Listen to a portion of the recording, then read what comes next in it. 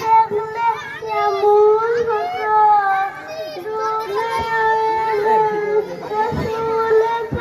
দেখলে কেমন হতো। আসসালামু আলাইকুম। সুন্দর ফুল সুন্দর পাল মিঠা নদীর পানে